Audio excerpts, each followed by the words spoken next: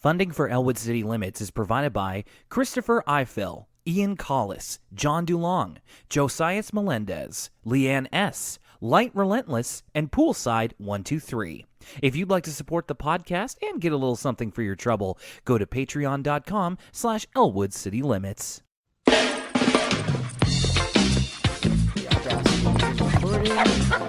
Three, two, one.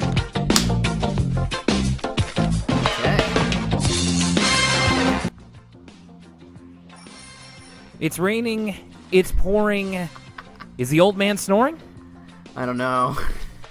In class, we're putting together a newsletter, and one of the pitfalls they tell us to avoid with newsletter writings is to avoid the phrase, "It's that time of year again." Because when you think about it, it's always that time of year again. Unless it's the heat death of the universe, it is technically always a time of year.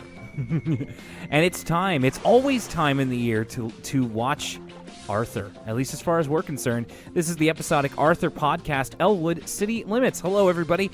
This is Will Young coming at you mid-October, or rather early mid-October, and that's Lucas Mancini on the track. Is it starting to get a little spooky? Have we gotten spooky yet? Yeah, we haven't even declared it being Spooktober yet. Spooktober, I know. We're getting in there. I've been watching...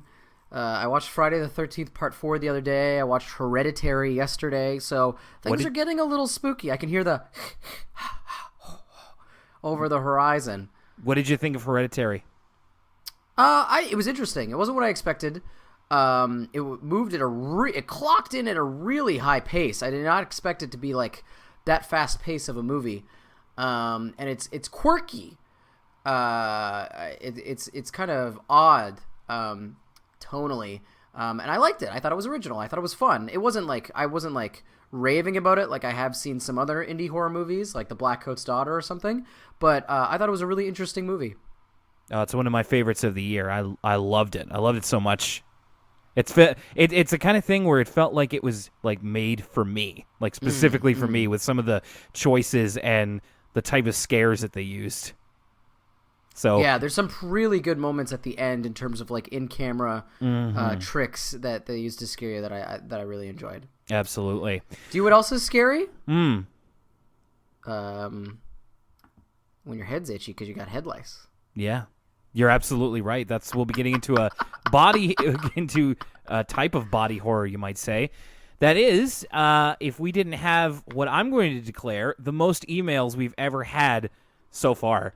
Wow. For one episode of the show. We finally, because I think the previous record was set by, is it called Arthur's Big Hit? What is that episode called? Yeah, Arthur's Big Hit. Yeah, that was the previous record of the most discourse we ever had. I don't think it was all episodes for emails for that episode, but there was definitely a lot of emails surrounding that episode, more so than usual. So I'm happy to hear we've set a new record. All right, let's get into it. ElwoodCityLimits@gmail.com is where you can send your emails. Our first one comes in from Matthew, who also goes by the name Pretty Cool Stairs, which is Matthew's Arthur Wikia username, and a quote from Season 6. I have the Arthur Wikia open right in front of me just now. Nice. Hey, you might be seeing Pretty Cool Stairs' work if you look closely. Anyway, have a few comments about the last episode in Season 5 in general. I always enjoyed the anthropomorphic brains as a kid. It's definitely some wild imagery for a children's show, but it's certainly not even beginning to push the limits of where Arthur can go. We don't see the brain people again, but we do travel inside Brain's brain in a recent episode. It's quite similar to the magic school bus scene in Buster's Breathless, where they go inside his respiratory system. So, not the last we'll see of Brains on the show. The kid rap segment, which we talked about, is from Season 6's Rhyme for Your Life. I'm so glad that people wrote in about this. Which is one of my favorites from that particular season. Also, a Binky episode. I was beginning to wonder if you guys had just skipped over the And Now a Word from Us Kids segment. They do seem rather monotonous, but every once in a while something cool or interesting happens. That's the thing, is that like the uploads that we watch don't have them anymore, so I felt like we kind of made our point. But if there are any fun ones that we've missed or haven't gotten to, like, feel free to alert us, especially the ones that we've missed on episodes we've covered, and we can just kind of add it into a random episode here and there.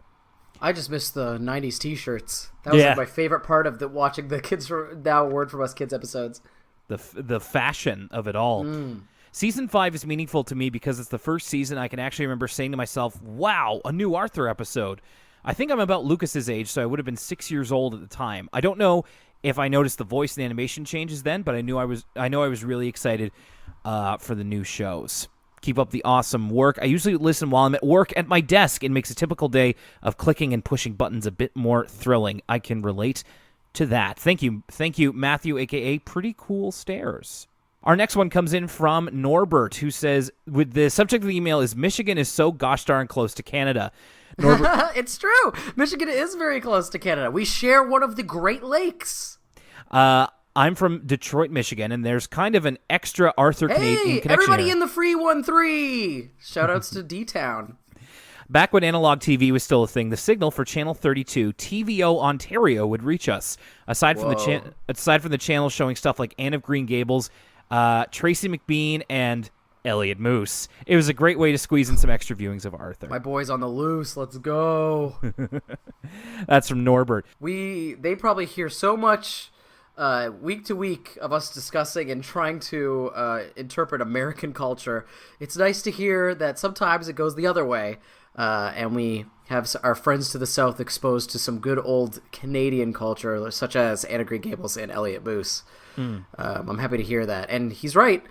Michigan is very, very close to Canada. Our next one is from Beatrix, who is defending the honor of their sibling Ur's cat, who came to us last week with their solution to the math problem. Beatrix double-checked the math, and Ur's is correct. It seems that Leanne simply made a transcribing error. I think we have an email from Leanne coming up about the math. Beatrix ran it through a calculator and got the same answer. So, to be continued. I wonder if it could be because of the order of operations. Who is utilizing bed mass properly? I think that's what it comes down to. Wow, bed mass. I haven't thought about that in a dog's age. Hey, listen, there's two things I'm never going to forget from high school. It's that brackets come first and the mitochondria is the powerhouse of the cell. All right, our next one is from Danny, who was introduced to Elwood City Limits by JV, a previous guest, and I'll say a future guest, most likely. Introduced me to the podcast a couple months ago. Happy to say I caught up on the entire backlog. I'm 30 years old, so I was 8 and exactly Arthur's age in 1996 when the show debuted. I was constantly compared to Arthur most of my entire life because I was a brown man with glasses and had a hilariously annoying younger sister. Can't wait to hear you three do an episode together. We're planning on it. Regarding your last episode, the Game Grumps taught me the best way to remember the difference between stalagmite and stalactite. Since then, I've never gotten the two mixed up. He includes a quote here that is a little bit on the dirty side, but I see what you're talking about. I think I might remember if it's from there's a part in the Game Grumps playthrough back when I used to watch Game Grumps way back in the day, where they were playing through Sonic 2006. Yeah. And they're Knuckles and they're going through the cave. I think that might be where this stalactite stalagmite joke is from. Otherwise, I don't really know. I've since completely fallen off Game Grumps, but you'll have to share that quote with me after the show. Game Grumps is one of those things that I much prefer watching compilations of rather than kind of a whole series, but it's very, very funny stuff generally. I know you guys have mentioned Overwatch in previous early podcasts, so I thought I would ask a fun question. Which Arthur characters would you compare to Overwatch characters? I love this question. This might be one of my favorite questions we've ever gotten, because I'm constantly having conversations with my friends about, like, which Overwatch character is most likely to do this? Which Overwatch character does this? I've been playing Overwatch. Me and you both played Overwatch a lot year one. Yeah. And then I kind of fell off hard, and I've been really getting back into it this year, and me and my friends are going to be picking new Overwatch League favorite teams for when the season starts in February, and I'm really excited for that. But I've been getting back into it in a big way, so I'm super excited to let's get into this. Like, which characters who? I still have my I still have my copy of Overwatch, so I mean, I could play some. Yeah, maybe maybe sometime. Perhaps The meta's completely different. Did they give any suggestions? Do they have any? Yes. Yes. Okay. Let's hear these. Let's hear these. Okay. I would say Arthur as Doomfist because of Arthur's big hit. Oh, that's a good one. That's perfect. Okay. Look no further. That is. Okay. Yeah, that one's locked in. No disagreement here. Francine as Zarya. Yeah, Francine's that's a good one. Francine is probably Azaria. I could also see Francine being Brigitte. Yeah, I could see that. Buster as Roadhog. Buster as Roadhog. I'm thinking he eats a lot. I'm thinking Roadhog might be more of a binky though. Yeah, Roadhog's defo more of a binky, but I could see Buster being a Junkrat. He's kind of manic. Yeah. I'm trying to think which Overwatch character cracks the most wise. If you don't, oh, you know what? The only other one, Francine's Tracer. Francine's definitely Tracer. You think? Oh yeah, Tracer's always like, "You're too slow." She's like female Sonic the Hedgehog. And you want to know who else is like female Sonic the Hedgehog? It's friggin' Francine. Fair enough. You know what? Buster might be a good Lucio. Yeah, I can see that. He's certainly got a swagger to him. I could see Lucio either being Brain, but I could also see Brain being Torbjorn because he's always fiddling with those machines. Brain is next actually as Winston. Oh, of course, yeah, he would be Winston. Winston's got the highest intellect of anybody in the Overwatch crew, so that makes sense. DW as Sombra. Interesting, because Sombra's really annoying to deal with. Is that? Yeah, I could see DW as either Sombra, May, or Symmetra for those reasons. The most annoying Overwatch characters. Actually, May is next. Fern as May. Oh, I wouldn't do that to poor Fern. I could see, which Overwatch character is most likely to try and solve a mystery? Symmetra?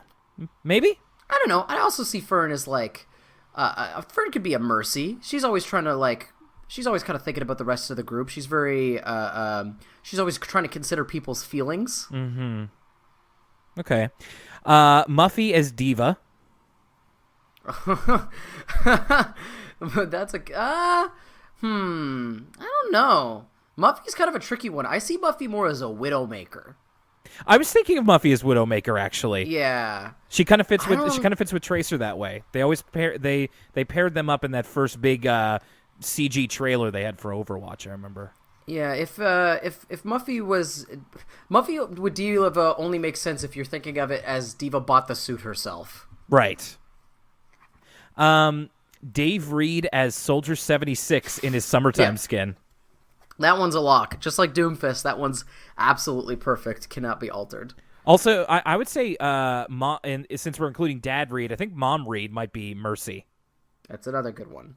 Also, I'm going to say... and you know what? Francine's dad is Junkrat, because he's a garbage man. Yeah, maybe. I'm going to say Pal as Bastion. Interesting. Pal as Bastion. Yeah, that makes sense. We could also have Nadine as Bastion. Or, actually, Nadine would be a great Sombra. She turns invisible. Yeah, there you go. All right, so those are just to name a few. We'll have to keep thinking on this. Actually, that'd be fun. That's one of our Patreon goals. When we get to 10 people, we're going to create a private Discord server for all our patrons, and that's a way that we can play Overwatch together is on our private Elwood City Limits Discord server. So keep that in mind. If that sounds like something you want to do and you're not on our Patreon yet, patreon.com/Elwood City Limits. Who is do we miss anybody? Who would be do we have anybody for Hanzo and Genji? There's got to be. What's the most annoying male Arthur character who's just like, I need healing. Who's the Genji of Arthur? No, Hanzo and Genji are the Tibble twins. Oh my god. Yes, that's perfect. I love it. Awesome. Anyway, keep up the good work, all that good stuff. P.S. I recently got a Nintendo Switch, and I'm looking for some fun gems to play. I like to play Enter the Gungeon and Stardew Valley in my free time. That one's from Danny. Lucas, any suggestions on Nintendo Switch? For, like, indie games, right? Yeah, something like that. Oh, geez. I wish you told me beforehand. I'm really not sure off the top of my dome. I mean, I assume he's played all the big stuff like Zelda and Mario Odyssey, and he's probably looking for more small games like Enter the Gungeon and what was the other one? Stardew Valley? Yeah. I'm not entirely sure. Snipperclips is amazing. Snipperclips is really good. If you have a friend to play with, that's a really, really solid co-op puzzle game on the Switch that you might not have played before.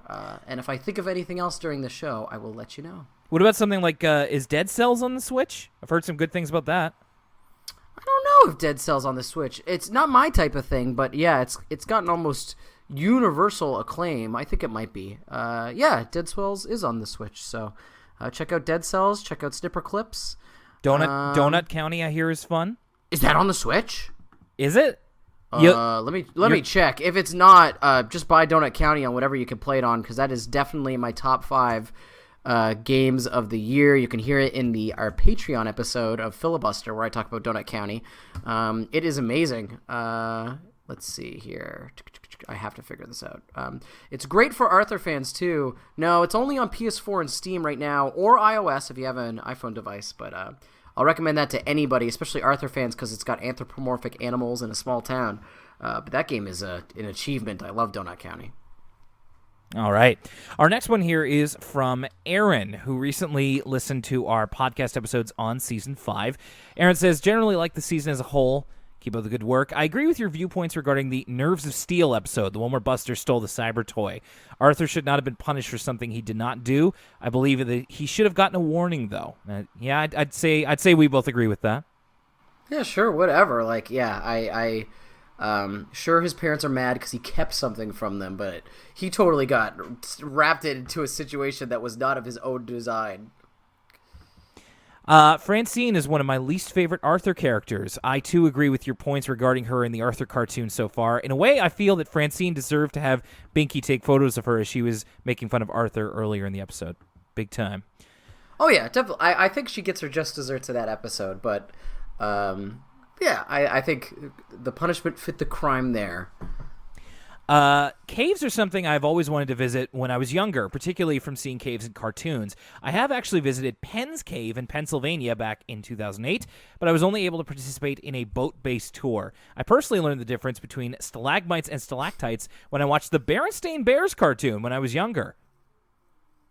Okay, so we mentioned this earlier. It's really cartoons that are obsessed with teaching children the difference between stalactites and stalagmites. Yeah, like, I feel like that is the one through line. Like, everybody's learned it from some sort of cartoon or Game Grumps, but when is that knowledge useful in any capacity? Well, unless you're going into the field, hardly at all. Or if you're like playing bar trivia, I could see that coming up. Mm-hmm. Lastly, although this is an Arthur podcast, I'm interested in knowing what plans you have/had for Thanksgiving and your thoughts on the current NHL season. Lucas, do you have any thoughts on the current NHL season? From everybody I've talked to, it seems like it's the Toronto Maple Leafs season to lose, which I grew up in a Habs household, so I'm not entirely pleased to hear that. But I've never been a super close follower of hockey. I know about Gritty. I'm a pretty big fan of Gritty. Yeah, you are. Yeah, well, I'm a big Gritty boy. But last year I was rooting for the Golden Knights. I kind of got wrapped up into their underdog story, and I'm not really sure who I'm rooting for this year. Maybe the Jets. Pretty much anybody who isn't the Toronto Maple Leafs would be nice. All right. I don't have any thoughts myself. I'm not a hockey fan, although I did reach out to somebody, former guest of the show, for his thoughts on the NHL season, and hopefully I'll have those for you pretty soon. Aaron, thank you for the email and for everything nice you said. Oh, and as far as our Thanksgiving plans are concerned, we had Canadian Thanksgiving last weekend, so yes, that's right. It's come and gone. I drove up out of town to Liverpool to visit some people on my mom's side of the family, and it was a beautiful day, and had a lot of really good food. So Thanksgiving weekend was great. Yeah, I had Thanksgiving dinner with my wife's family, and that's always great. Her father makes Thanksgiving dinner. It's always very good, and we do like the Christmas crackers thing, which is the first.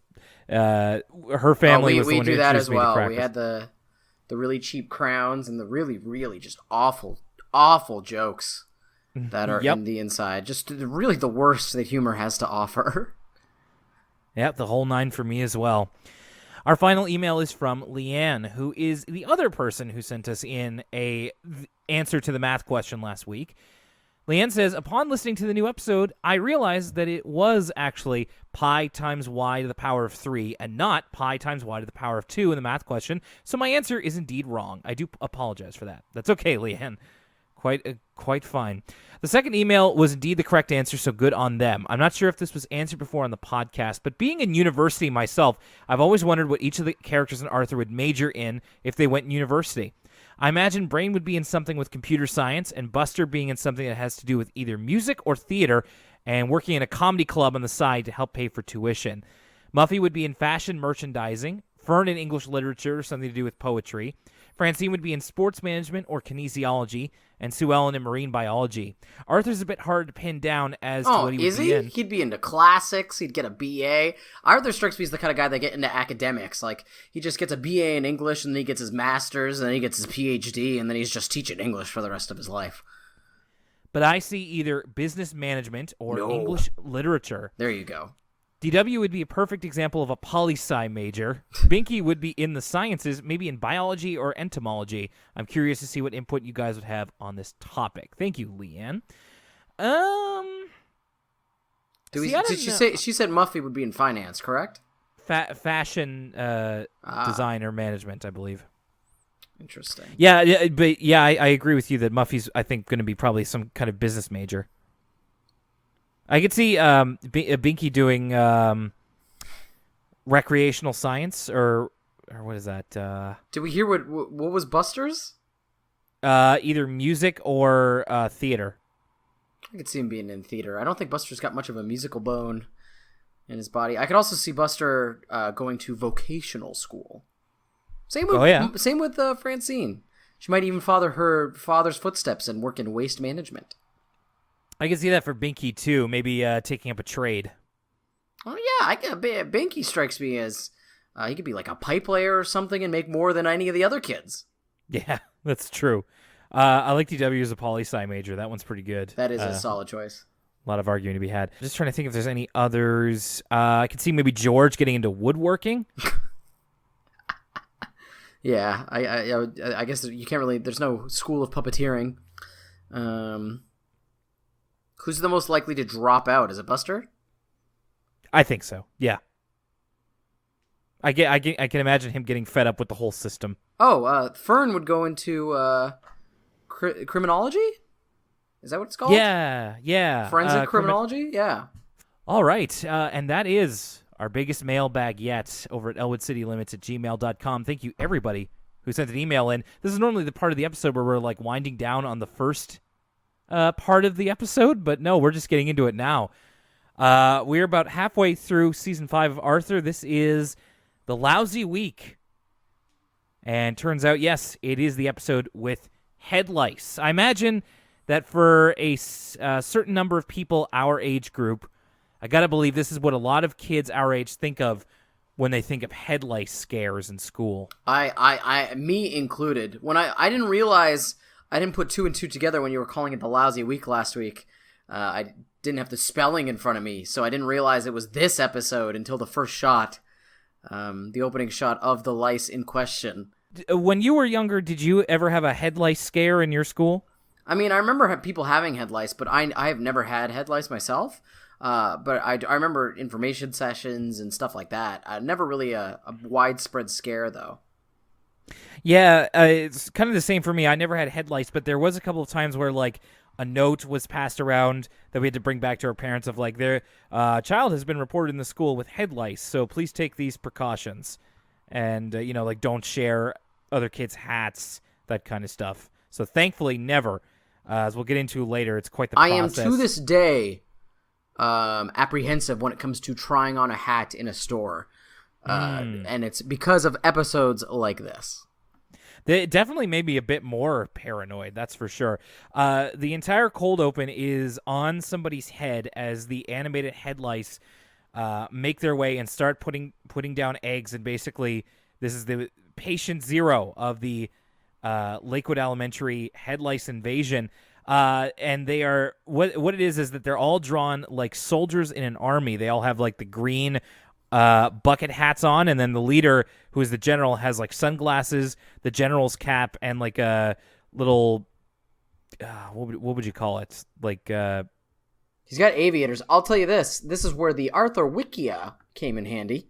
The general is inspired by a real-life person. The general of the Louse Army greatly resembles United States General Douglas MacArthur. Well, I thought that there was some obvious parallels here and there. Like he uses a line from Apocalypse Now at one point, General, or I think it's Colonel Kilgore, of just, I love the smell of napalm in the morning, except it's hair gel. And I also thought that maybe it was like General Patton was also an inspiration as well. I don't know too much about General MacArthur. But yeah, that's the whole thing, is that they're an invading army, and I thought that was a really cool idea. I really like that comparison. It really gave you the idea of like what's in store, and kind of gave the episode its momentum. Is this the first episode really where we have our A plot, which is about Muffy and her experience having head lice? But is this the first episode where the B plot is entirely about something that's not in the core group, just these lice? Or make up the entirety of the B plot. I feel like every B plot has either been a known character or introducing a character thus far. This is kind of new territory for Arthur. I think you might be right. That's a good point. I can't think of any other episode where it's focusing on somebody who is clearly not a character. But yes, this general makes up a healthy part of the episode. We see it from the lice's point of view. And yes, their patient zero turns out to be Muffy as she's scratching her head. We see her in art class. She's like scratching her head everywhere. Did you see? So in this art class, they're doing figure drawings or figure paintings at this point, and it's Mr. Haney seated in a chair in like a Grecian toga, like with a book open. Did you check this pose he's got going on? And also, who is it? Is it Brain? Or it's Binky? Is doing quite a good job, actually, copying Mr. Haney's likeness. If you pause it, immediately, you can see that Binky's, he's somewhat of a savant. He's got Mr. Haney down pat. I love this. I just love the image of having to paint a picture of your principal. He must have been having a light work day. Like, figure drawings for a third grader is a little advanced, I would think, especially something like this. We get this montage of Muffy sort of scratching herself on the head in inappropriate situations. She does it in class when she's painting. She gets paint in her hair. She's doing it with the drumsticks in her band class. Mm-hmm. And all of this stuff's just kind of gross. It's a little gross. This episode's effective in making lice seem unpleasant.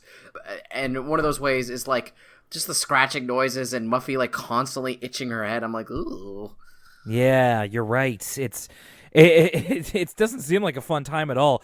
Did you see here? There's a point where she's playing like indoor ball hockey with the kids, and they all have on their kind of sports attire. And we see Muffy's rarely seen sports attire, which includes a sweater, a hooded sweater. She's got a pullover hoodie. She's got her sweatpants tucked into her socks, kinda. I did notice that she had a unusual outfit that she doesn't normally have. So, of course, her itching causes her to miss a pass, and she admits to Francine that her head's been itching all day. And Francine says that maybe she has head lice, which is something that Francine's sister Catherine has had before. Muffy says busts out that only dirty people have head lice, which is, I think this is the first time we've ever heard the word dirty people in an Arthur episode. Yeah, it's a real weird thing to say and associate. But then Francine points to Buster, who has never had head lice. He's over on the bench eating a chocolate bar, which he has somehow covered his face. Not his face, just his face. It's like there's splotches of chocolate in his face and then on his ears, and he licks one of his ears, the chocolate off of it. It's really strange. It's like a pig pen type of image we have here of Buster. It's like, how did this happen? That's one of the better running jokes in this episode, is that Buster's like disgusting, and we'll get into that later. Which isn't like a normal trait for him. He's not. That's normally true. They really like, introduced that in this episode. He just kind of eats a lot before, but now it's like Andy's gross. But it fits. It fits the character. When Muffy goes to the doctor's office, we get a scene where one of the lice is discovered. The lice have their little army gear on for everybody. Like even the adults see them with their little army gear, and they're sort of anthropomorphized. They got their little boots on. And when he talks, though, because he's so small, he sounds like a character from the old Super Nintendo Star Fox games. Good luck. Yeah, it's a good call, and it also kind of raises a strange question of like, so are these lice? Do they have understanding too? Now, the Arthur Wikia tries to tackle this, but this is an uncited entry, so I don't know how. Take it with a grain of salt. I don't know if I agree.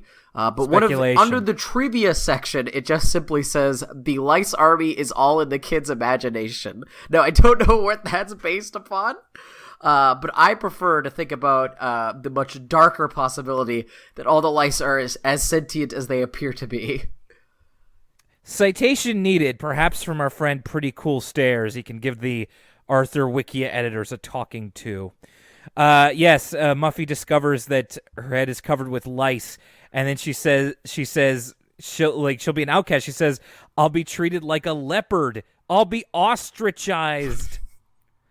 And then great, you don't know Jack tier humor. We get this imagination of what Muffy thinks it'll be like. Essentially, what it is that Arthur is delivering her homework to her on a camel as she's stuck in the desert in this shack because she's been ostrachized for having head lice, and Arthur doesn't even dare get close to her. Like, he has a raven drop her math homework outside of her. Like, it looks like an outhouse, and this looks like a scene from a Dark Tower book or something. That's what I was saying. This is so odd that that's the whole reason I went to the wiki in the first place, was because I was trying to figure out. I was like, this is so specific. Like, this must be a parody of something, but alas, that was another thing where the Wikia failed me. I don't know if this is just an original, because you're right, it's like from Dark Tower. It reminds me of something out of like Homestuck. Like, this is just a weird mishmash of imagery, and I was like, this must be parodying something specific, but alas, I could not figure it out. Yeah, I think it might just be. I'd probably say it's original, but just the shack in the desert thing just reminded me of, the man in black fled across the desert and the gunslinger followed, that kind of thing. Muffy is, of course, beside herself with grief. She tries to play it off of Francine of just like, no, the nurse said I was just thinking too hard, and which is not a terrible dodge, but pretty obvious as well. We get a lot of she's trying to like pull off because her head does get itchy again, and as she's scratching it, sort of to sell this excuse, she gives us like a bunch of Joe Rogan, why are we here? What is the meaning of life? What came first, the chicken or the egg? And I really appreciated that. Francine picks up her hat, and then this kind of, speaking of Halloween, reminds me of like the Jason Goes to Hell, the final Friday, because it's like it all starts with the coroner in that movie becoming possessed by Jason because he just eats Jason's heart, and this one is just like not just Francine here, but as the episode goes on, just random kids coming up and being like, wow, that's a nice hat, I gotta wear it. Yeah, there's a great wide shot later on during the assembly where they're sort of passing the hat around, and literally like every person in the room, you can see the hat slowly travel as I forget who's making the speech, but someone's making the speech, and like the camera just focuses on like this group shot of this crowd of people all taking a turn trying the hat on. And, of course, when Francine tries the hat on the first time, it's like the lice immediately go onto her head, and this is how it begins to spread. It's the nurse giving a speech to the school of just like, don't share hats, jackets, or scarves to prevent the spread of head lice. But by that point, it's pretty much already too late. All of the main characters have head lice. There's a part here where Muffy is in her bathtub, and they're applying a shampoo to get rid of the nits, the lice in her hair, and she drops the line of, this is the worst thing that's ever happened to me. Life is so unfair. It's like Melania Trump saying she's the most bullied person in the world. And then, of course... Can we pin down the accent of Muffy's, I don't know what to call her, aide? Her nanny? Yeah, I want to say it's like Germanic. I feel it... I don't know if... maybe my memory's bad, but I feel like it changes over the course of this episode. Like, every time we check in with her, it's just a little bit different. Oh, no, actually, it's French. It's supposed to be French, because later on she says un peu, like a knit. Zut alors, indeed. And this was actually, I'd call this a good joke. Muffy's mother is there, just like, I remember when I had head lice, and Muffy's nanny's like, yes, I remember it well. And then it flashback to Muffy's mother at her age having head lice and saying, this is the worst thing that's ever happened to me. Life is so unfair. I kind of like that. Also, one last thing before we move on from the assembly. There is, because you know something that the characters in the show doesn't, there's just a sense of dread as you see them pass that hat around. Like, it gives you a visceral sense of, like, disgust of, like, no, please don't put the hat on. George is literally, like, rubbing it all over his face at one point. God. Jeez, it's just so... Like you said, this episode really makes you hyper aware of head lice. And there's a line here from Muffy's mother where she's like, we're going to have to get everything washed, your sheets, your pillows, even the carpet. And it reminded me of when I was doing an internship as part of the program that you and I did in community college. And I was staying in like a student dorm. And while I was there, they had an outbreak of bed bugs. And so basically all of our rooms had to be stripped. I had to move to a different room, and then like all of my clothes had to be taken away to be dry cleaned. So I only had like one pair of clothes for a couple of days. It was the worst. So did they dry clean it for free? Yes. No, none of my own expense. So yeah, no, it was all taken care of.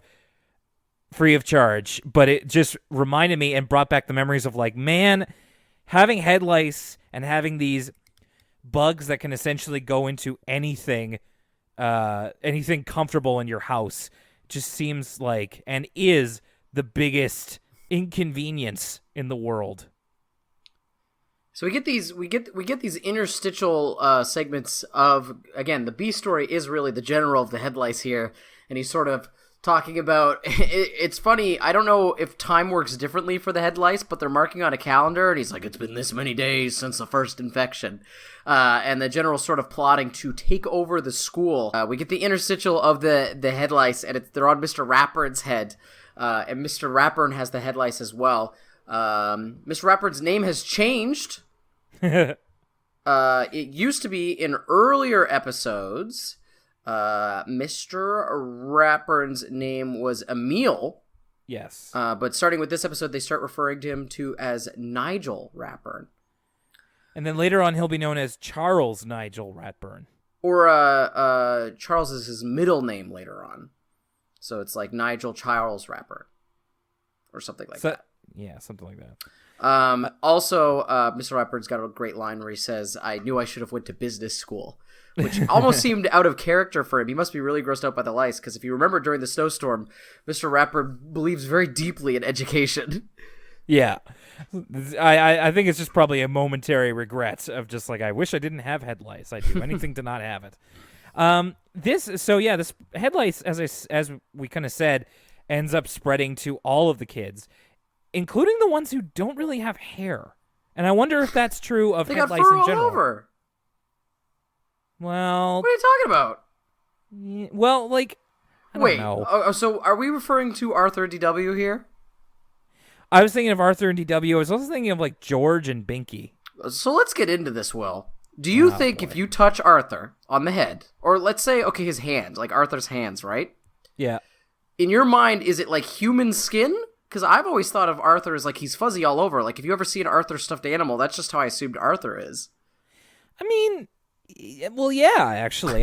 There's no logic behind it, because if they're animals, then then they would be more fur than anything. But yeah, I guess it's just the way that Arthur's skin looks. Because it is flat. It's not drawn as like ragged or edged.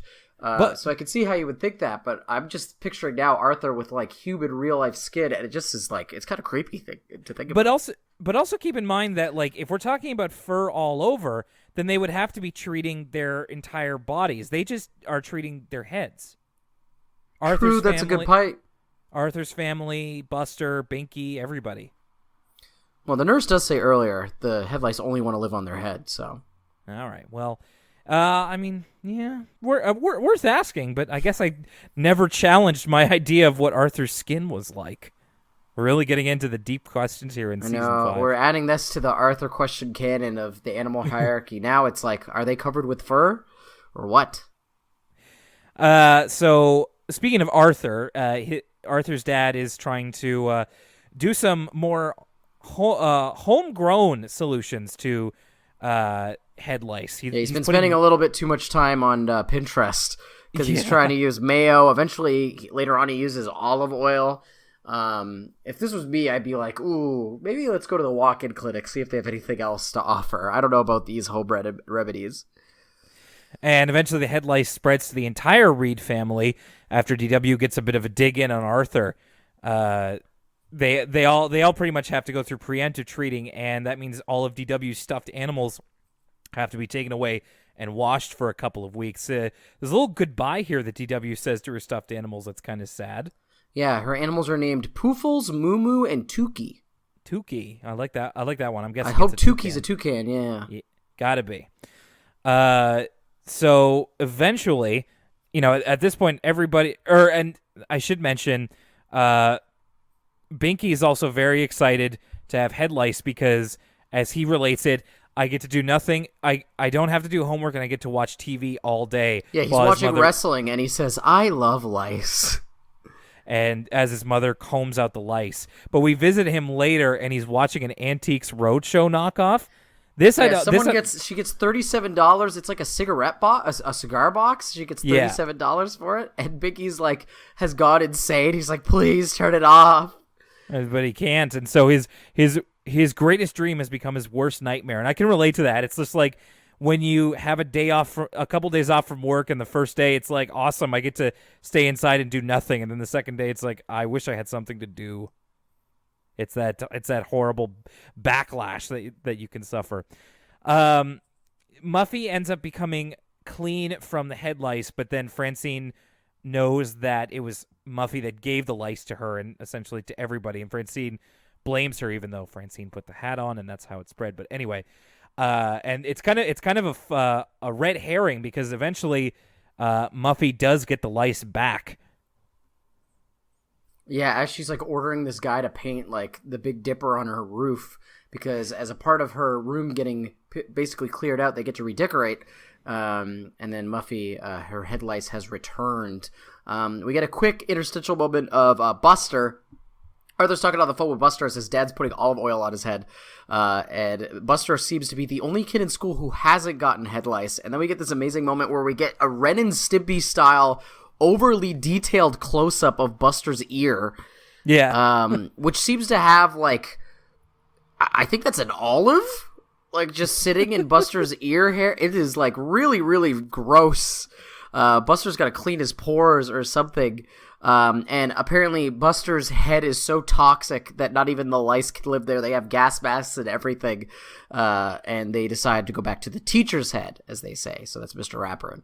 Which is not accurate. Like, if you're a dirty person, if you're a quote-unquote dirty person, like, if you're not hygienic, then the lice will probably be even more attracted to you. Yeah, I think it's just that they're trying to play off, because lice do like very clean, straight hair more, because it's easier for them to maneuver through. But I think they've kind of hyperbolized that aspect of lice to the point where Buster is now safe because he's so putrid. Putrid. I will also say there is a good exchange here from Francine and Muffy where where Francine is like talking about how they haven't got rid of the head lice yet, and Muffy says, "You must be doing something wrong," and Francine says, "Yeah, talking to you. They learn that lice like shorter hair rather than longer hair.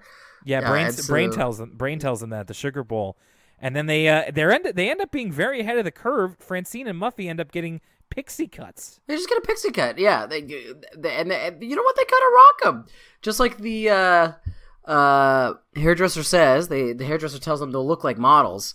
Unfortunately, they're not as pleased. They're a little too ahead of the curve for the 90s, apparently, because I forget who says this, but one of them says, yeah, like boy models. Yeah, Francine says that, although they decide to use it to their advantage, and at this point, the head lice are kind of on the downturn. They meet Binky at school, but they actually use their short hair to get into the boys' room. Yeah, this part hasn't aged super well. Like, they're in the boys' room.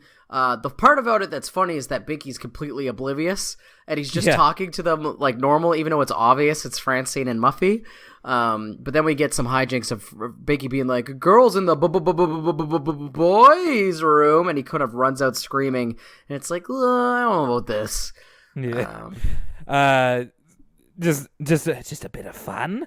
And this essentially leads to what is the end of the episode, and I gotta be honest, I didn't know how to feel about this one. So I wrote down with a question mark, the first death on Arthur ever. I believe this is the first time a character dies on screen in Arthur. Oh no, we had did Spanky die on screen? He did. He passed away. Okay, so this is the second death in Arthur history. It's strange. So, you know what? This is okay. Spanky might be the first death, but this is the first murder. Yeah, I think you're right. What it is that the general lice is, I think he's perched atop George's horn, because at this point the lice are pretty much all dead. The you know what? This is really is the highlight of the episode.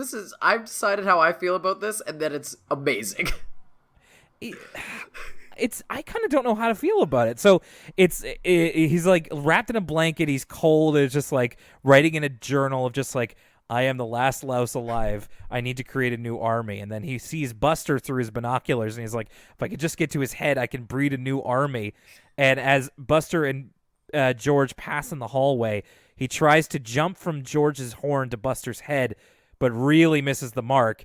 And then we just see the bunch of kids milling about in the hallway. We can't see the lice, but we hear him in a high-pitched voice. He's like, "Help me! Help me!" And then we just hear...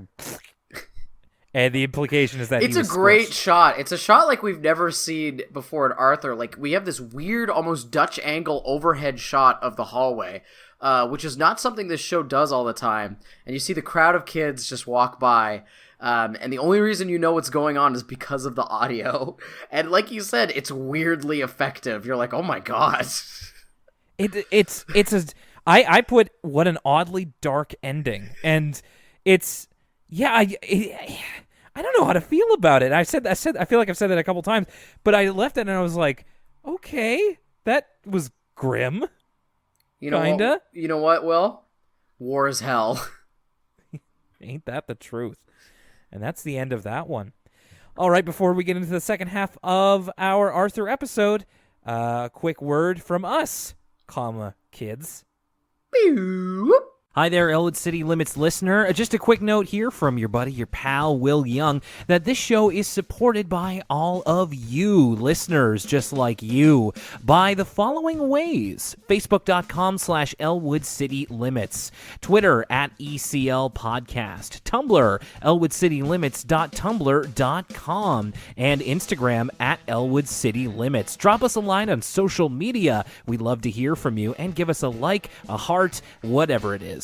Email elwoodcitylymits@gmail.com. You can get your email read here on the air. Just send it to us and let us know what you think of the episode, of the show, of anything in particular that we might have talked about or that's on your mind. And you can find the podcast by going to elwoodcitylymits.libsyn.com, and you can find it at your local podcast provider. Now, if the show is not on a service that you use all the time and you'd like to change that, make sure to drop us a line and we will get it on there as soon as possible. All right, let's get back to the episode now, already in progress.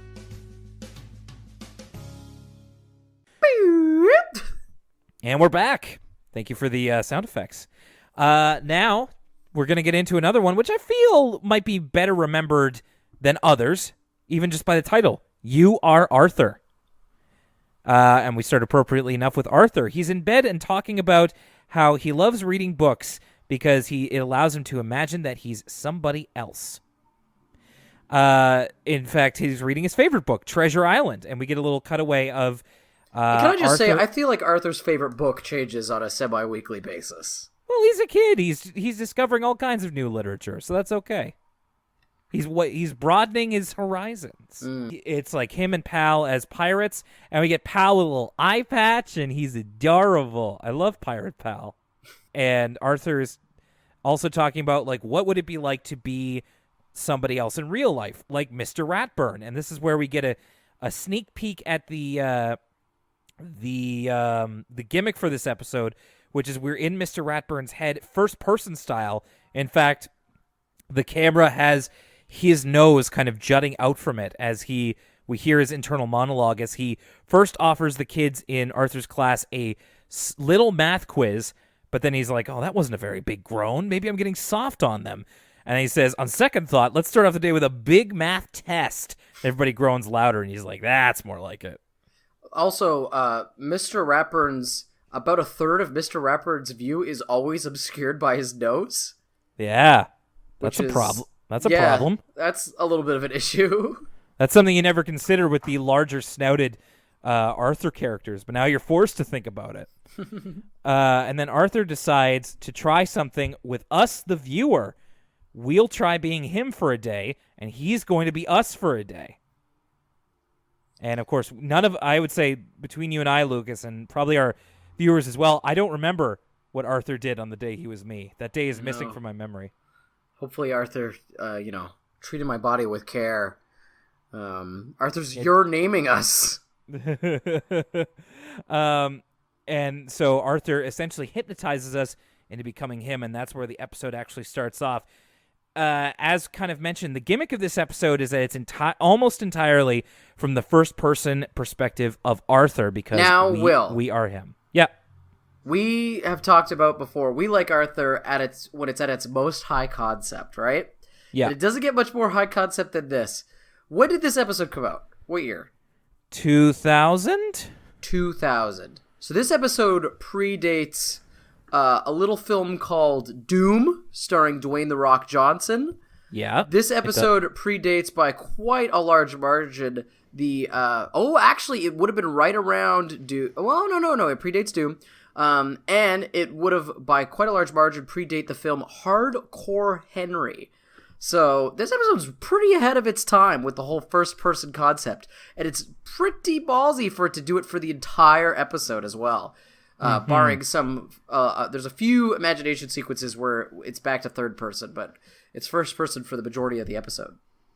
I will say that I think that the first-person view from the animation perspective is done pretty well. In fact, I've seen first-person done a lot worse in like live action before.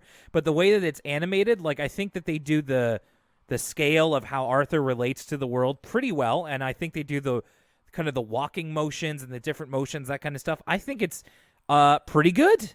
Yeah, I don't know if it was the change of perspective that was making me pay attention a little bit closer to the animation more than usual, but I also thought the animation was pretty standout for this episode in evoking the whole first-person thing.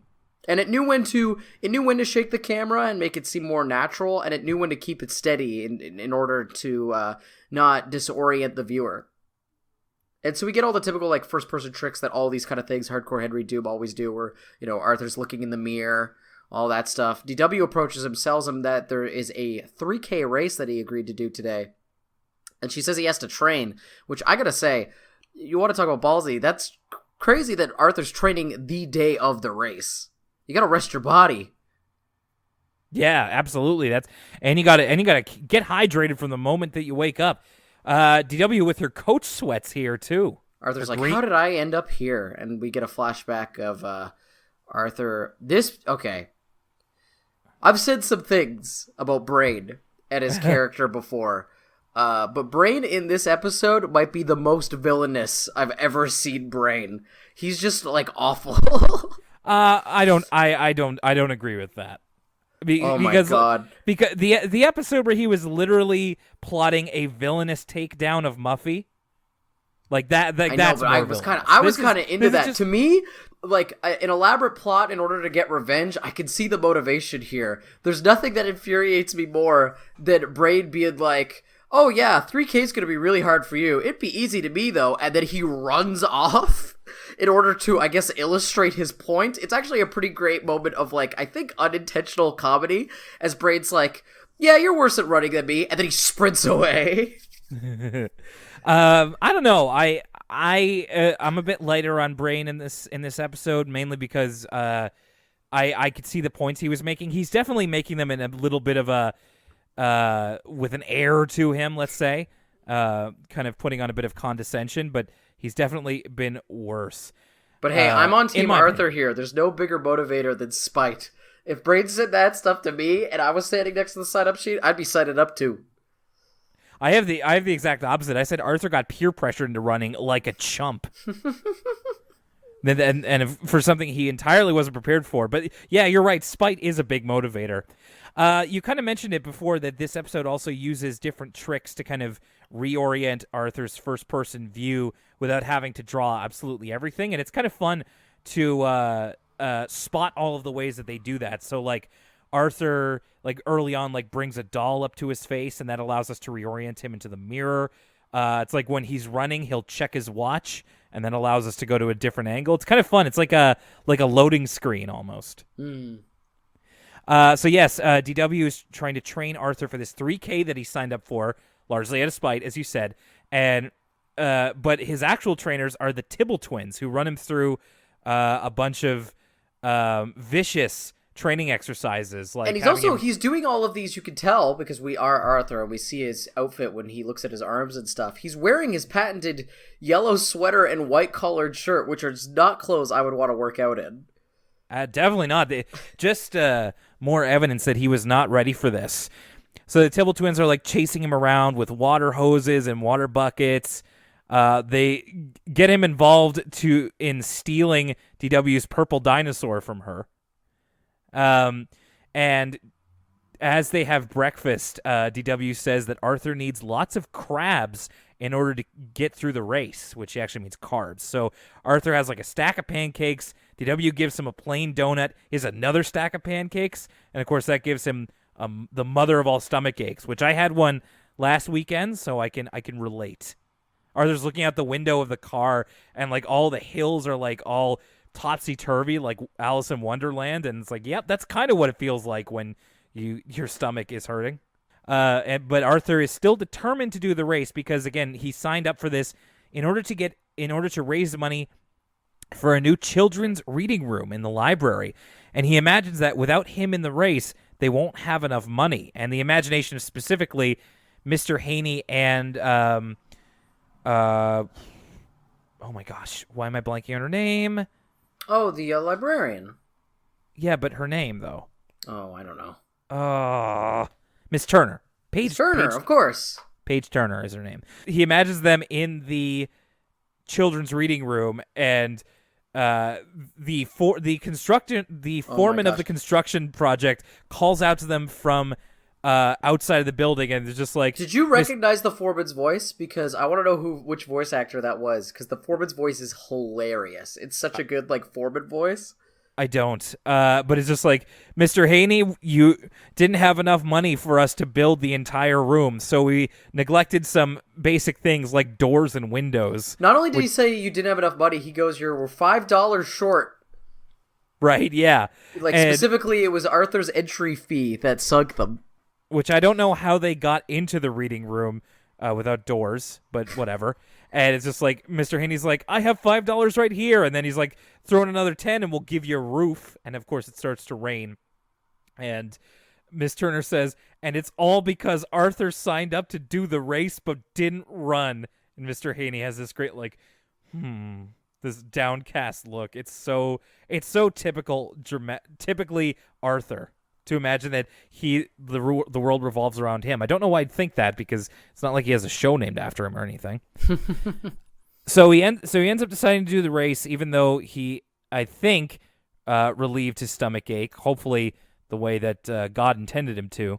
We get a moment here with Buster before the race begins, where Buster like literally comes up to Arthur, looks him in the eye, and like breaks the fourth wall a little bit, and he's like, "There's something different about you. Is there somebody watching you on a TV set?" And like knocks on Arthur's head. This is like, this begs into all sorts of questions of like, okay, so we don't have Arthur's consciousness, but we're possessing his body, like, and Buster can sense the difference. Like, if you think about this too long, your head's gonna start spinning. Yeah. Also, before we move on, I gotta talk about, I zoned out for a second. I have to talk about this gross lollipop. And how disgusting it is, and when DW puts it in your face, and then it only makes Arthur a little bit more nauseous. And for a split second there, I was like, is this show really gonna pull a breakdown on the PS2 and make Arthur puke in first person? Luckily, it did not do that. But for a moment, I thought that was coming. Yeah, and of course, Arthur's used to eating gross lollipops. Remember that one for the first season that was covered in hair? Oh yeah, this one also covered in hair. Brain also meets up with Arthur, and he's got his own secret weapon for the race. It's like these type of shoes that he invented himself that they have some sort of spring technology that activates when he claps. But I gotta say, and I mean, hey, Black Panther did it this year, so it's to a degree it's still in fashion, but I apologize for the old meme when I say, Brain, what are those? I wrote down, bring a shoe game for days. One thing I liked about this is that when Brain's describing the shoes, he uses a lot of the naming conventions that like real sneakers would use, like just like random numbers, like Nike Ultra Boost 2s or whatever. Like that is a very realistic naming conventions for his shoes, so I appreciated that. Also, they're orange and blue. They're Knicks colors. I don't know. I can see these selling. Yeah, Yeezy Season 6, the Brain shoe. I wish I wrote down what he calls them because it is pretty funny. Yeah, the color's okay. It's just the gaudy lights and the bottoms of it are. I mean, hey, speaking of what are those? Arthur's got his like torn sneakers on that aren't even done up properly. So, I mean, what goes around comes around there. We do the race. Of course, it's still in first person. Arthur at one point gets ahead of Brain and thinks that he is going to win the whole thing. And in fact, he gets so excited that he's going to win it that he not only gets a trophy, but they like name the children's reading room after him, the Reed Reading Room. And that's what I wrote down was a good joke, the idea of the Reed Reading Room.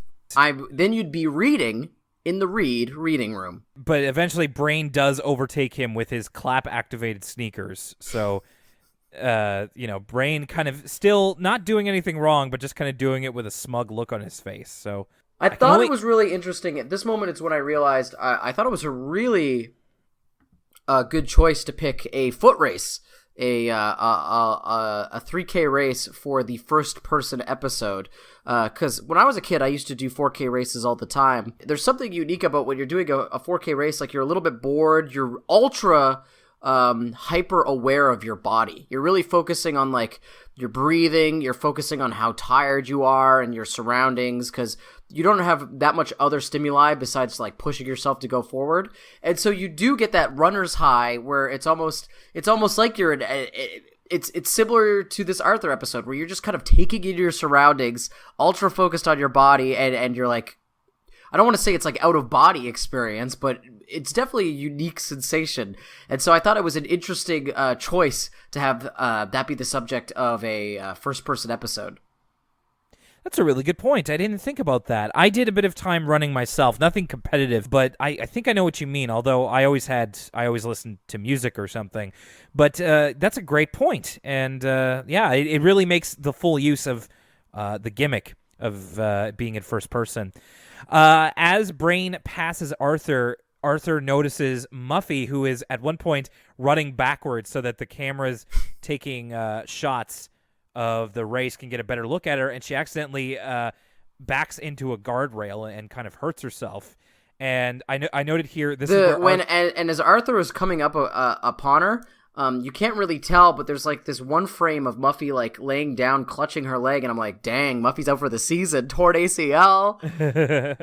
I wrote here, this is where Arthur passes the quick time event, because it's almost like a telltale choice where Arthur like looks ahead to the path, looks over to Muffy, and it's like, do you do Paragon or Renegade? And Arthur chooses the Paragon interrupt and helps Muffy up. She's pretty much okay. She's like crying and she's like, no, I'm not all right. I tore my favorite running outfit.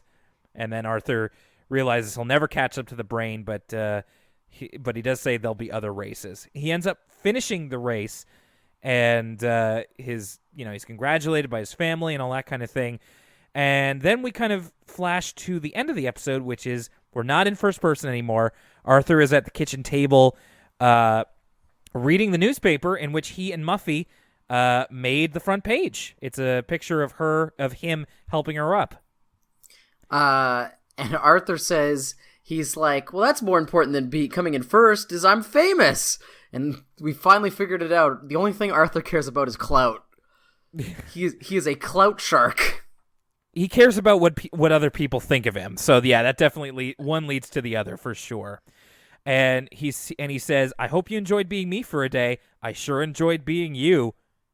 And I was like, okay, so Arthur was me watching the episode? But then Arthur, like, if you really want to get your brain in a twist, Arthur then says, but next time you can run the race and I'll sit back and watch TV. And I was like, wait, what? Because I thought we were Arthur, because the episode was for a person. But then if Arthur's saying that he ran the race and we were watching the TV, then when was Arthur me? And then, what? He was always within you. It's just a weird line. It's very confusing. To end something of a Why weird would he frame it episode. like that? Let's rewind it back. At the beginning of this episode, it was the Lousy Week. What'd you think of that one? I like the Lousy Week. I think I might be looking at it a little bit with nostalgia glasses. As a kid, I was always way into this episode. I was into war movies, and I always liked it when Arthur did parodies and stuff. And so all of the lice stuff goes a really long way with me. Watching it now as an adult, I think this episode has a pretty good moral, and it's effective with its moral in that even as a kid, I didn't realize this episode was teaching me a lesson, but I as a kid, I was like watching this going, lice are gross. I do not want to have them. And I think that's this episode being effective at teaching me. And it also frames it in an entertaining way with the lice being in the war and all that stuff. And watching it as an adult, I described it earlier how there's like a visceral disgust as you know what the kids are doing as they're passing that hat around, and you almost want to like reach into the TV and stop them, especially when George is like rubbing it on his face. There's all the stuff about Buster being gross. I thought that was funny. Muffy is the star of this episode, and she's kind of her usual unlikable self, so that is kind of a weak point of the episode, is that you don't really have someone to latch onto. I also didn't like the stuff where they get their... I thought it was kind of unnecessary, the part where they chop their hair off and then trick Binky in the bathroom. That scene just kind of hasn't aged well. But besides that, I liked all the stuff with, again, Buster being disgusting. And I gotta say, I don't know how you felt about it. I know it made you feel weird. I liked how dark the ending was. It's one of the more standout Arthur endings in my mind, and it's certainly one I'm not going to forget anytime soon. Just that shot of the crowd overhead. I don't know what to compare it to, but it definitely reminds me of like cinema or something. It's a very effective melancholy ending as the final Louse is defeated and vanquished on camera. So, I think it feels like with this episode they got the idea of like, okay, the Arthur kids get head lice, and they had a bunch of ideas that they wanted to use, and they kind of put them together, and in the end, it kind of doesn't make up much of like a story. Like the story I agree. structure, like especially with the kids, like the lice, there's kind of a through line. Like you see the lice think they're gonna win the war in the halfway point, and then eventually like they're all dead. But with the kids, it's just kind of a bunch of disjointed lice segments. But all that to say that I think a lot of the ideas were really good, and I liked this episode quite a bit. I liked the metaphor of the lice being an army. I really liked a lot of the interstitials, and it just kind of reminded me of like take out the part of it being lice, of just like when you're sick, like trying to use all these home remedies, having to like do all the stuff that you do when you're sick, that you hate doing. Eventually, even watching TV becomes a chore and all this kind of stuff, and you're actually happy to get back to normal. I just thought this was very creative and fun, and the ending, I will agree, it's I don't know. I still don't know how I feel about it, but I'd say the fact that it's so memorable and the fact that it evokes such a response is a strong indicator that they went in the right direction. So I think this was a very good episode. At this point, I'd probably say it's one of the season's best so far. That's not necessarily high praise, but I do feel that way regardless. As for You Are Arthur, I thought that again, this kind of felt like it was based on a gimmick of like, okay, we're going to do an Arthur episode in the first person. And they really did quite a bit with it. Like we talked about before, the animation and especially how it relates to where Arthur is, what he's interacting with. I thought that must have been really difficult to get right. And I thought that they did it particularly quite well. Again, the story isn't too much. It's really more just an excuse for you to do interesting things from Arthur's perspective. But it was still like, I thought that they, don't want to repeat myself too much, but they maximized the concept and made it really fun to watch. And there were some very funny parts as well. And yeah, I just thought this was pretty good. Not one of the best ones I've ever seen, but I really liked that they tried something different. You kind of brought it up as well. We really like when Arthur gets high concept, and it's just like the show that has been around for, at this point, as we've been watching it, like 4 or 5 years. I like when they start to get weird. I like when they think outside of the box. And even though this isn't like, a whiz-bang story or character development or something like that, it's a cool idea. It's a cool gimmick. And it helps to kind of freshen things up at this point. Yeah, I totally agree with you. I really liked, again, gimmicky idea. What if we had an episode where Arthur is completely in the first person? But you could tell they had fun with it. They had all these ideas to execute. I think it's a really creative choice to have it be the day of a race. Like, the lazy way to do this would just be like a very simple day in the life of Arthur, but it essentially is just, they could have had a regular Arthur episode about him being in this race, but they just decided maybe it needed that something extra, and it's in first person, and so they make effective use of the gimmick. It's like you said about the lice episode, memorable. This is another one I remembered watching when I was a kid, and it was really ahead of its time. I think it's like one of the first things I ever saw that tried to do the first person thing, and it stays entertaining throughout. They keep coming up with new stuff with Arthur working out with the Tibble twins. We have a great imagination sequence, one of the funnier ones in a while, of the foreman in the library about to crumble down. The only thing I really didn't like about this episode is at the end, where it just sort of makes my head spin about the whole who's possessing who, Arthur's me, what? But that's more me splitting hairs than anything else. It's a fun episode. Yeah, I think we're agreed on that. So yeah, after a couple of not so great weeks with Arthur, it's good to kind of come back to one that I'd say we generally agree is at least pretty good. We'd love to know what you thought of the episode and what you thought of us talking about the episode as we end off this episode here on Elwood City Limits. I will let you know that next week, be expecting a new edition of Filibuster, which is our Patreon exclusive show. Given our schedules, sometimes Lucas and I are a little bit too busy to do a full ECL episode. So next week we're going to be doing a little something. Should we tell them what we're going to be talking about, or should that be a Patreon no, because secret? I don't know what I'm going to talk about yet. Really? You don't know? I thought you had. You told me you had a topic ready. Oh my gosh, that might have been last week. Now I got to figure out what it was again. You know what? I'm sure I'll figure it out. I suspect it'll be something spooky. I think so. I remember Okay. you telling me that we have something ready for just this time of year. So if you want to hear about that, It's over on patreon.com/Elwood City Limits if you don't want to miss a week with us. Otherwise, the next time that we have a full episode of Elwood City Limits, the episodic Arthur podcast, we'll be talking about the election and Francine goes to war. So keeping in with the war theming. I'm excited to see what the election's about. I love a good election episode. I think I remember, but I will have to wait and see.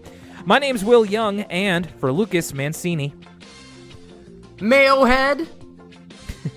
We'll see you next time. And don't forget, Filibuster coming next week.